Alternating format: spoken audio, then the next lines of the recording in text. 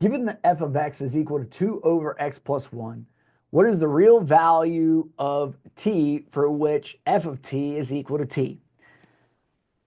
So if you're unfamiliar with functions, it's a great lesson to go back and do, but you don't even need to do that functions lesson to be able to understand this one. Whatever you're plugging in for x, you're going to substitute in that value anywhere that there's an x in the equation. That's all a function is. And so here, it's just saying if we substitute in some number, it's going to make the answer be that same number.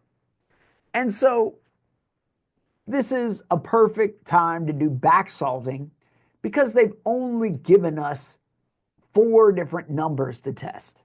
So we can very quickly run these numbers and just see which numbers are going to make the answer equal that number. So we'll just start with the top. Does -1, when we substitute in -1, which -1 plus 1 is going to be 0, and so -1 would make it equal 0. Therefore, it cannot be answer A. All right, answer B is 2. So let's plug in 2. If we do 2 over 2 plus 1, that would be 2 over 3. So when we plug in 2, it makes the answer 2 over 3. So it's not B.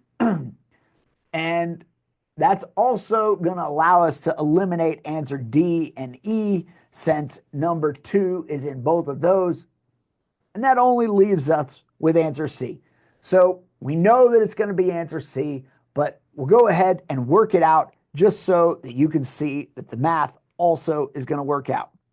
So -2, and then if we do -2 plus 1, so -2 plus 1 is equal to 1, and therefore 2 over 1 is the same as 2, -2 minus 1. So it's -1. So 2 divided by -1 is -2. So when we plug in -2, we are going to come out with -2. So that is perfect. And the other option is +1. So if we plug in +1 into our equation, we're going to have 1 plus 1 is 2, and 2 over 2 is equal to 1. So when we plug in 1, we get 1, and therefore it is also true, giving us answer C.